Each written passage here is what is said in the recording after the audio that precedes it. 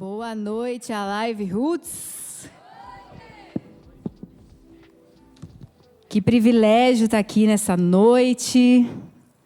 Que responsabilidade. Desde que eu cheguei aqui em Curitiba, não teve uma vez que eu vim no culto que eu não saí abençoada pelas palavras que foram ditas aqui nessa plataforma. Então, estou muito honrada de estar aqui.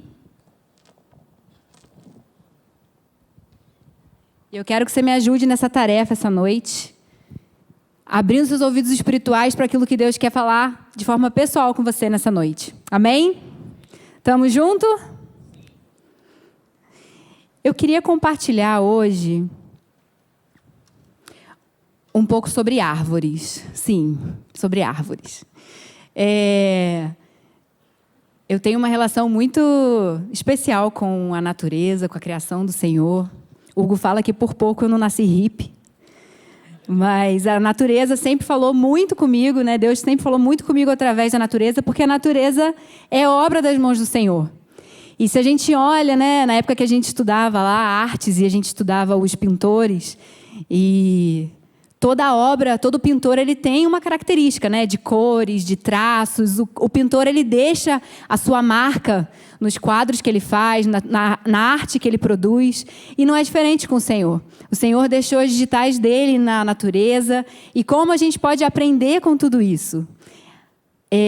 Deus levou tempo para construir a natureza. Ele investiu tempo nisso. Então, a gente faz parte disso. Sabe quando você está assim na natureza, gente? Eu me sinto parte assim, né, daquilo que Deus faz, daquilo que Deus já fez. Então, voltando para as árvores, eu quero que você pare e pense numa árvore bonita. Se eu pedir para você imaginar uma árvore bonita, o que você vai imaginar aí? Talvez uma árvore bem frondosa, com copas muito grandes, ou talvez uma árvore que floresceu, talvez uma árvore cheia de frutas. Ou você vai se atentar ali para o tronco da árvore, né? Os veios do tronco, as tonalidades do tronco. E eu trouxe aqui algumas árvores para a gente dar uma olhada. A primeira árvore que eu separei para trazer para mostrar para vocês é a sequoia. E a sequoia, eu achei bem interessante quando eu estava lendo sobre ela, que ela é uma árvore que pode ultrapassar 90 metros e viver por mais de 3.000 anos. Então, ela é uma árvore muito longeva. E um detalhe interessante sobre essa árvore é que ela não tem raízes profundas, mas as raízes dela são extensas.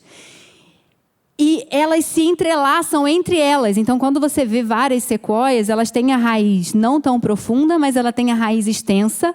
E isso faz com que elas permaneçam firmes, porque elas estão unidas umas às outras. Eu achei isso bem interessante. A próxima árvore que eu trouxe para falar é sobre o carvalho. O carvalho, ele tem um crescimento lento. E algumas pessoas dizem que você não planta um carvalho para si, você planta um carvalho para as próximas gerações, porque ele pode demorar até 150 anos para atingir a maturidade dele. Então, provavelmente a pessoa que... Provavelmente não, né? Se levar os 150 anos completos, a pessoa não vai ver o carvalho que ela plantou. Mas as futuras gerações vão ver, né? Vão poder colher da vista, da sombra, né? Vão poder desfrutar desse carvalho. E depois que o carvalho ele atinge essa maturidade, ele suporta muito mais ventos, né, do que uma árvore que cresceu rápido. A árvore que cresceu rápido, ela pode não ter a mesma força, né? Não pode estar tão fincada ali no solo. E outra coisa legal, eu aprendi uma coisa que se chama rede radicular, que eu não me lembro de ter aprendido na escola. Mas a rede radicular é o sistema das raízes, né? Então, o carvalho ele tem uma raiz principal e outras muitas em volta. E ela pode viver por mais de 1.000 anos. É muito, muito interessante o carvalho. A próxima árvore é a palmeira. A palmeira é uma árvore engraçadinha, né, gente? Eu acho bem engraçadinha. Ela foi feita para flexionar. Então, ela é uma árvore que está sempre ali no litoral, né? Ela é muito comum no litoral, onde tem muito vento, e ela foi feita para flexionar. Raramente ela se quebra, porque a estrutura dela foi feita para suportar esse tipo de clima, né? E, por último, a figueira. Quem gosta de figo aí, gente? Assunto polêmico. Adoro figo. A figueira, ela pode produzir frutos muitas vezes por ano, desde que ela receba muita água. Então, se ela está hidratadinha, está sendo bem tratada ali, ela pode produzir figo por várias vezes ao ano. E algo que me chamou muita atenção é que as raízes da figueira, elas são tão profundas e tão extensas que elas podem ser mais largas do que a própria copa dela. Então, quando você vê uma figueira bem frondosa, as raízes dela podem ser mais extensas do que a copa dela. E isso me chamou bastante atenção. Então, vocês já devem estar imaginando qual é o tema da minha pregação de hoje, né? Todas essas árvores são diferentes.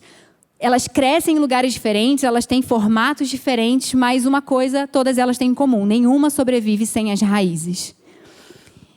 E talvez essa seja a melhor pergunta para essa noite, né? Onde estão as nossas raízes? As raízes de uma árvore, elas não são visíveis, né?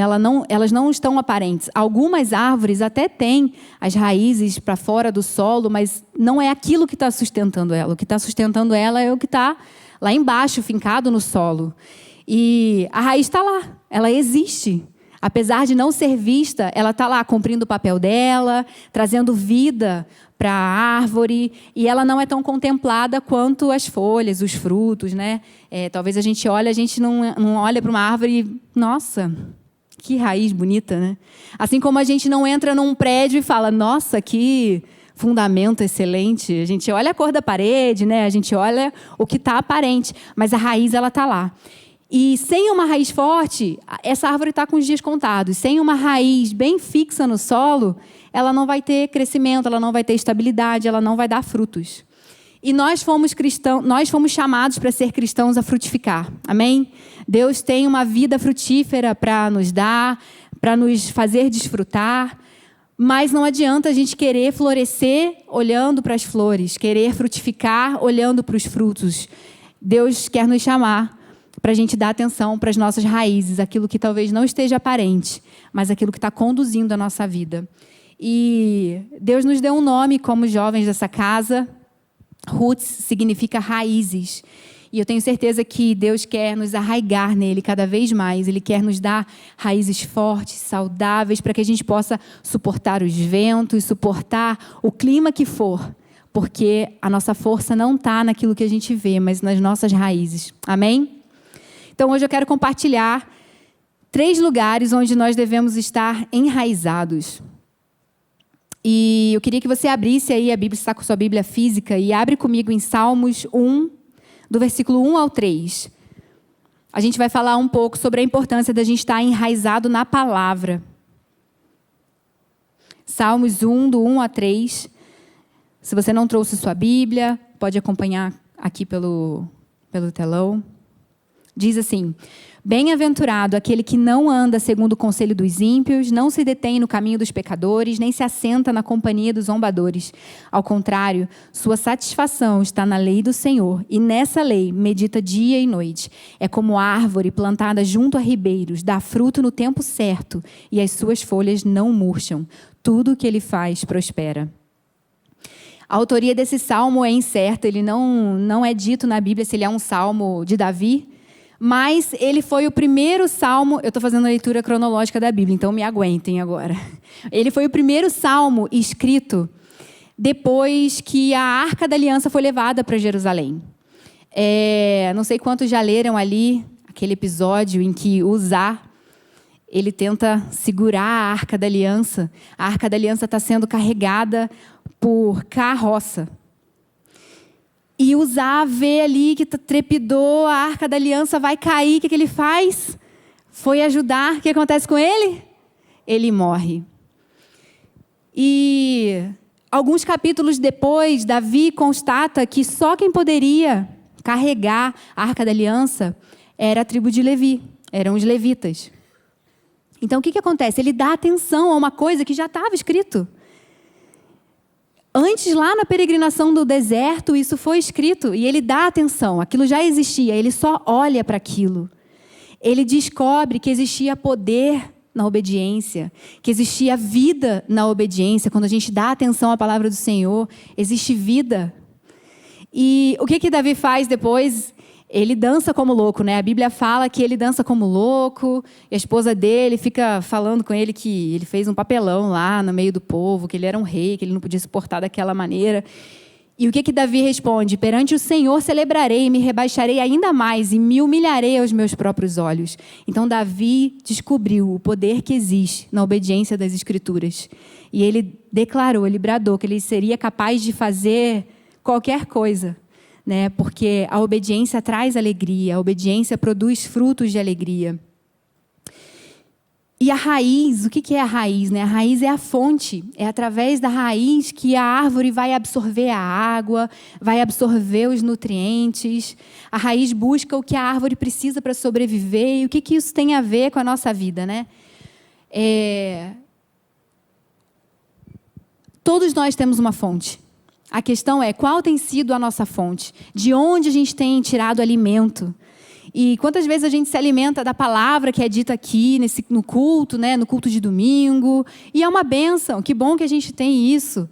É uma bênção a gente ter acesso a palavras de pregadores na internet, mas sabe quando você conhece o amigo do seu amigo? Você tem um amigo que vive falando de outro amigo. Daí você conhece o amigo do seu amigo, mas você não, só conhece de ouvir falar. É meio que isso, assim. A gente está aqui no culto, ouvindo uma pessoa falando de Deus, do que ela recebeu do Senhor. Então, a gente está conhecendo o amigo dessa pessoa. Mas é diferente quando a gente pega a palavra. A gente está lidando com o verdadeiro Deus ali, com aquilo que Ele deseja falar ao nosso coração de forma pessoal. E eu trouxe alguns versículos que falam sobre a palavra de Deus. Isaías 48 diz, a relva murcha, as flores caem, mas a palavra do nosso Deus permanece para sempre. A palavra de Deus não muda, ela não depende de quem nós fomos, de quem nós somos, ela não depende do nosso status social, do nosso QI, de qual faculdade, para qual faculdade a gente passou, mas ela é a mesma, ela permanece para sempre. Salmo 119, 105 diz, lâmpada para os meus pés é a tua palavra e luz para o meu caminho. A palavra do Senhor ilumina o nosso caminho, nos mostra por onde a gente deve seguir, ela é o nosso manual. Tem outro versículo em Isaías que fala, por onde quer que você vá, soará por trás de ti uma voz dizendo, esse é o caminho, andai nele. Salmo 119, 165 diz, grande paz tem os que amam a tua lei, para eles não há tropeço. E tem duas coisas que a nossa geração busca incansavelmente, que é paz e sucesso. E a palavra do Senhor nos garante que quando a gente ama a lei do Senhor, a gente tem isso. Grande paz tem os que amam a tua lei, para eles não há tropeço. Então o que a gente fizer vai prosperar, vai ter sucesso, porque a gente vai estar arraigado na palavra de Deus. E eu trouxe aqui um breve testemunho sobre isso. Na minha adolescência, no início ali da minha juventude, tinha um movimento muito forte na igreja de Friburgo sobre a gente ler a Bíblia, fazer a Bíblia anual, né? A leitura anual da Bíblia.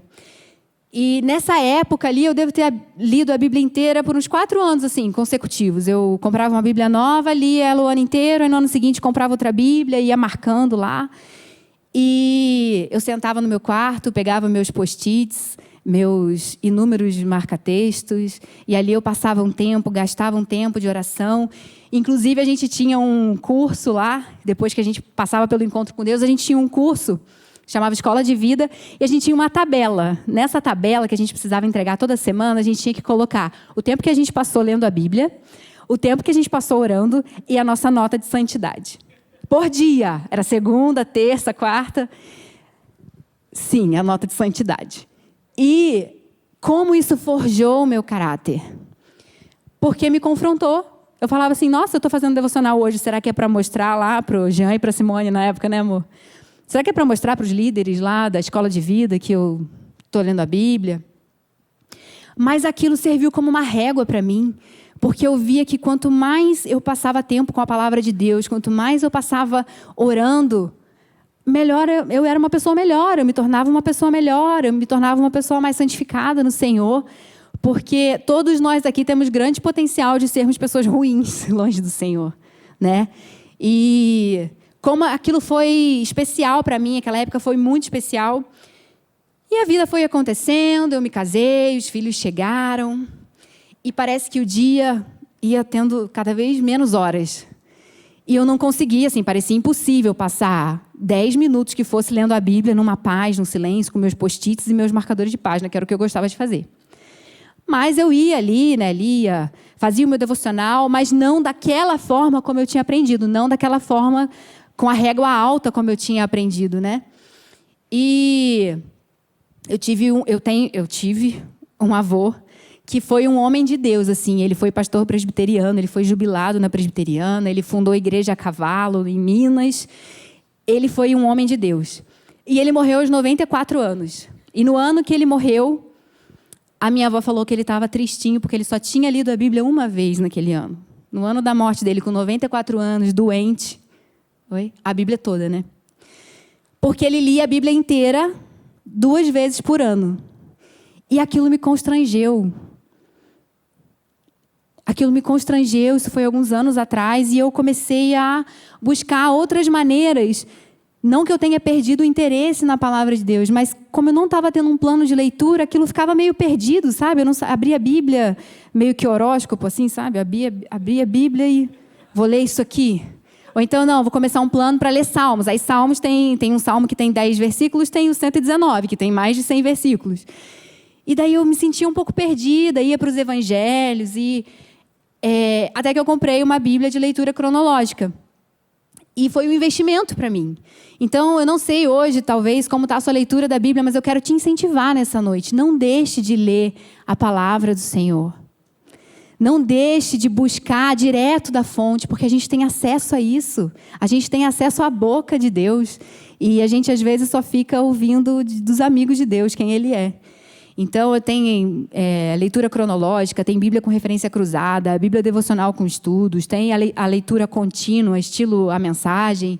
Então, invista em algo que vai te trazer frutos eternos, em algo que talvez vai te despertar uma curiosidade diferente, vai te fazer admirar a forma como aquilo foi colocado, né? Então, existe vida na palavra. E nós somos chamados a estarmos arraigados na palavra do Senhor. O segundo ponto é enraizados na fé. Quantos aqui são homens e mulheres de fé? Amém? Jeremias 17, 5-8 diz assim: assim diz o Senhor, maldito é o homem que confia nos homens, que faz da humanidade mortal a sua força, mas cujo coração se afasta do Senhor. Ele será como um arbusto no deserto, não verá quando vier algum bem. Habitará nos lugares áridos do deserto, em uma terra salgada, onde não vive ninguém. Mas, graças a Deus tem um mais nesses versículos, mas bendito é o homem que confia no Senhor, cuja confiança nele está. Ele será como uma árvore plantada junto às águas e que estende suas raízes para o ribeiro. Ela não temerá quando chegar o calor, porque suas folhas estão sempre verdes. Não ficará ansiosa no ano da seca e nunca deixará de dar frutos. Uau! E estudando um pouco sobre esse versículo, eu aprendi outra coisa interessante que chama hidrotropismo, que é o fenômeno de que as raízes, elas simplesmente crescem para perto de onde tem água. Então, o que Jeremias está falando aqui é que aquele que confia no Senhor, ele não é só uma árvore plantada perto de um ribeiro. Ele é uma árvore que estende as suas raízes para as águas. Porque uma árvore que tem as suas raízes junto ao ribeiro, ela não está nem aí se não está chovendo. Ela não precisa se preocupar com isso, porque a fonte dela é muito mais profunda do que a chuva que está caindo. E o que isso tem a ver com a nossa vida, né? A gente não precisa depender das circunstâncias. Quando a gente tem as nossas raízes estendidas para o ribeiro, né? Para os rios, quando a gente tem raízes na fé, na confiança no Senhor, isso muda tudo. Porque não vai depender de como está a nossa vida, de como está o trabalho, de como está o meu relacionamento com os meus pais, com o meu namorado, com o meu esposo. Porque as raízes, elas armazenam. Então, uma árvore, ela é capaz de sobreviver hoje por causa de uma armazenagem que ela fez há muito tempo atrás. E isso é assim que acontece com a nossa fé, né? A fé, ela fortalece o nosso coração para os dias maus. E os dias maus, eles vêm. Né? Pode não acontecer uma grande coisa ruim na nossa vida, mas tem dia que a gente acorda mais para baixo, Tem dia que a gente acorda meio xoxo, né? Meio capenga. E a fé no Senhor nos reanima, porque a gente não precisa ver coisas lindas acontecendo na nossa vida para a gente continuar confiando no Senhor. E Josué e Caleb também são exemplos disso, né? Enquanto os espias estavam vendo os homens gigantes, o que Caleb e Josué estavam vendo? Os cachos de uvas gigantes que precisavam de 2 homens para carregar. Eles decidiram olhar para aquilo que Deus já tinha falado. Deus já tinha falado que aquela terra ia pertencer a eles. E eles decidem olhar por fé para essa palavra do Senhor, enquanto os outros olhavam para as impossibilidades. Caleb e Josué estavam olhando para as oportunidades de Deus mostrar quem Ele é de verdade. Quem é o Senhor de verdade? Ele é poderoso, Ele é imutável, Ele é grande. Ele não depende das nossas circunstâncias para agir. Ele é soberano, Ele é o Rei de todas as coisas. Então eu quero te animar. Continue sendo firmado na fé. Não deixe as circunstâncias te abalarem, porque o Senhor é maior que isso. O Senhor não dá crédito para os gigantes da terra que Ele já te prometeu. Então olha para os cachos de uva, olha para os figos. Hebreus 11:1 diz: ora, a fé é a confiança daquilo que esperamos e a certeza das coisas que não vemos. Hebreus 11:6: sem fé é impossível agradar a Deus, porque quem dele se aproxima precisa crer que ele existe e que recompensa aqueles que o buscam. 2 Coríntios 5:7 diz: porque andamos por fé e não pelo que vemos. E como que a gente aplica tudo isso na nossa vida? A confiança é uma coisa que leva tempo. Você gerar fé no coração exige paciência, e nós somos imediatistas, né? Nós somos a geração que coloca a coisa no micro-ondas e fica ou mexendo no celular e para o tempo passar, porque a gente às vezes tem nervoso de ver o tempo passar. É só comigo que acontece isso? Vai lá para uma esteira, sem nada, sem fone, sem livro, sem nada. Vai lá para uma esteira. Como é que o tempo passa? 1, 2, 2,5. O tempo não passa, porque a gente está olhando, a gente está concentrado naquilo. Então, a gente é imediatista mesmo. Tem uma vertente de educação positiva que diz: você não pode falar não para a criança.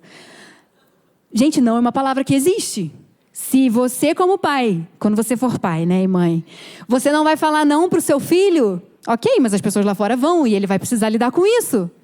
Então, lá em casa a gente fala muito essa palavra: espera. E o Caleb, que é o mais agitado, ele fica. E ele pula e ele quer dar cambalhota. Eu falo: não, você vai sentar e você vai esperar. Porque eu quero que meus filhos aprendam a esperar. Tá tudo bem ouvir um não. Tá tudo bem ouvir um espera, não agora. Porque lá na frente, eu creio que eles vão ser jovens que não vão ter dificuldade nisso. Deus vai falar não. Ok, o melhor está por vir. Amém? Então a fé, ela exige paciência. Ela exige um esforço da gente. Porque, quando Deus pede para a gente esperar. Não é mais fácil quando Deus pede para a gente agir? Fazer alguma coisa? É muito mais fácil. Você vai lá e agiliza a tua vida, você resolve, né? Mas aqui, força do nosso braço. E aí quando Deus fala, espera, é difícil, isso consome uma energia do nosso coração, porque a gente precisa fazer algo. E Deus está mandando você caminhar na esteira, então caminha. Confie no processo do Senhor. Às vezes a gente manda mensagem lá para o nosso líder e quer uma resposta para no máximo amanhã. O líder precisa ter uma resposta pronta para resolver um problema. E a vida não é assim. Às vezes a gente precisa esperar. Então, nesse caso, leve sim as questões para o seu líder. Leve sim, peça um conselho sim. Mas também confie que o Senhor está no controle do barco. O Senhor, Ele está ali no processo. Né? Jesus está no barco.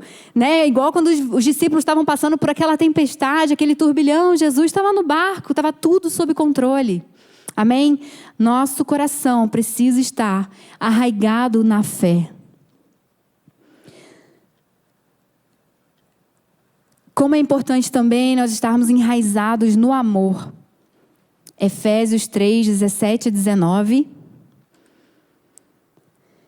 Diz assim: então Cristo habitará em seu coração à medida que vocês confiarem nele. Suas raízes se aprofundarão em amor e os manterão fortes.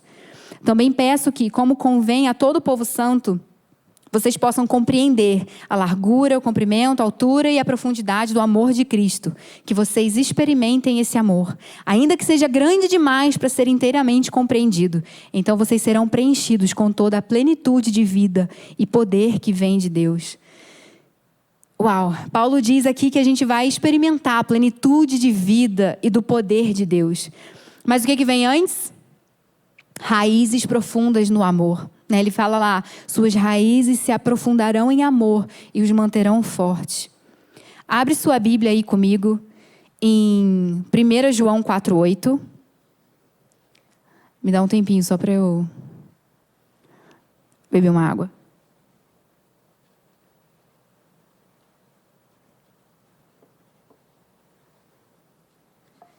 Se esse versículo não está grifado na tua Bíblia, esse é o momento. 1 João 4:8 diz assim, quem não ama não conhece a Deus, porque Deus é amor. Versículo 16 diz, aquele que vive no amor vive unido com Deus e Deus vive unido com ele.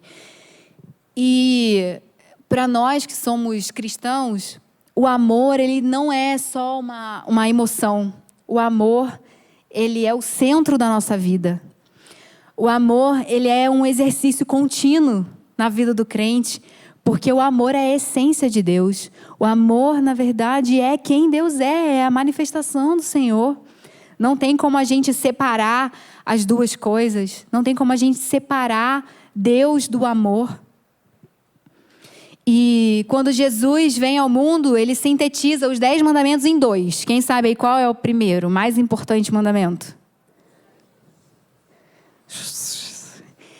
Amar a Deus sobre todas as coisas, isso aí.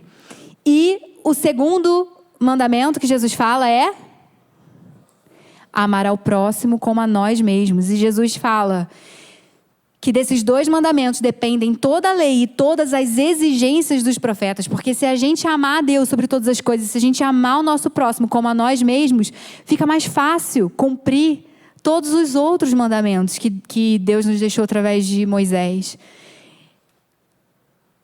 E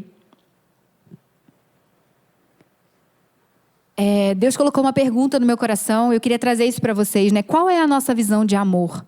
Qual é a visão de amor que você tem tido hoje? Talvez a visão do amor que você experimentou dos seus pais, na sua casa, na sua família. Ou talvez um amor superficial que você encontrou em alguém, né? Num namorado, num ficante, eu não sei, na época do mundo. E mesmo que a gente compare o que é o amor com o amor que os nossos pais sentem por nós, isso ainda é uma régua baixa, perto do que é o amor de Deus.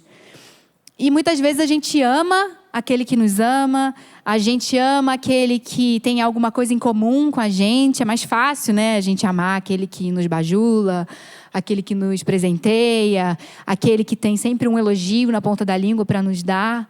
Mas Deus não nos chamou para isso, porque a Bíblia fala que isso até os ímpios fazem. Os ímpios também amam aqueles que os amam, mas Deus nos chamou para amar os nossos inimigos e para orar por aqueles que nos perseguem. E isso não é uma tarefa fácil. Mas Deus é assim, porque Deus nos amou quando a gente ainda era pecador, porque Deus se entregou, deu Jesus para se entregar e para morrer por nós quando a gente ainda não era amigo dele. E que nós sejamos um exemplo de amor para o mundo. Que nós sejamos um exemplo do que é amor lá na faculdade, lá no trabalho, para aquela pessoa que às vezes é meio enjoadinha, né? Que não bate, não é que ela é enjoada, é que ela não bate muito com o seu temperamento. É diferente de você, né? Te exige um pouco ali de atenção, de paciência. Que nós sejamos exemplo do que é amor, porque talvez essa pessoa não teve um bom exemplo de amor. E que a gente seja, né, a pessoa que anda as 2 milhas, a pessoa que chama o outro para perto. Não, vamos conversar, não é bem assim. Olha, eu conheço um Deus, eu conheço o que é amor de verdade. Então vem, vou te apresentar, vamos junto. E o que isso tem a ver com a raiz, né? Uma raiz saudável sustenta a árvore. Quando as tempestades e os ventos fortes vêm, a profundidade das raízes que vai impedir a sua queda. A gente não pode contar que a gente vai estar plantado num lugar onde não vai ter problemas. A igreja é maravilhosa, mas existem problemas aqui. A gente lida um com os outros. E uma vez eu ouvi uma comparação que me marca toda vez que eu sou ferida por alguém. É a comparação do porco-espinho. Que é, todos nós somos porcos e espinhos. Quanto mais perto a gente está um do outro, mais a gente vai se ferir. Porque você tem os seus espinhos e eu tenho os meus. Isso é da nossa natureza. Mas Deus nos chamou para amar o porco-espinho que está do teu lado aí. Deus te chamou para amar esse porco-espinho. E o amor de Deus, quando a gente reconhece o amor de Deus, quando a gente entende o amor de Deus sobre a nossa vida, fica mais fácil a gente amar o nosso próximo, porque nós não éramos perfeitos quando Deus nos chamou. Hoje nós ainda não somos perfeitos, né? Mas Deus continua nos amando e o amor de Deus não depende de quem nós somos. O amor de Deus arraigado no nosso coração vai nos trazer forças para continuar. E o amor de Deus é um bom motivo para a gente continuar, não é verdade? Porque a gente não merecia nada e Ele entregou tudo. E enquanto a gente cria essas raízes no amor, Ele nos deixa experimentar um pouco mais do amor dEle, que é sem medidas, que é sem limites e que é sem fim. E é esse amor que a gente precisa apresentar para as pessoas que ainda não conhecem a Jesus. Ou talvez aquela pessoa na sua célula que conhece a Jesus, mas que chegou agora, que está precisando conhecer mais. Que você seja o exemplo, não espere ser amado para amar, ame. E eu queria te convidar a ficar de pé.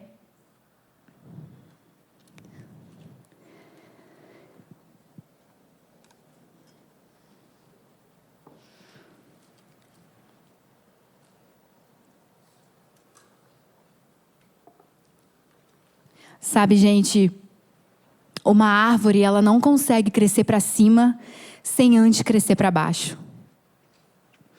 As raízes, elas vão crescer antes da copa. Se você vê ali uma árvore começando a dar frutos, começando com os galhos começando a aparecer, pode ter certeza que a raiz, ela está ali há muito tempo já, investindo energia, investindo suas forças para poder se achegar a um lugar que tem água, para poder trazer a água e os nutrientes para que essa árvore possa florescer. Uma árvore, ela vai se entregar ao crescimento da raiz, ela vai investir tudo o que for preciso, porque aquilo é a vida da árvore. Eu queria que você fechasse os seus olhos nessa noite.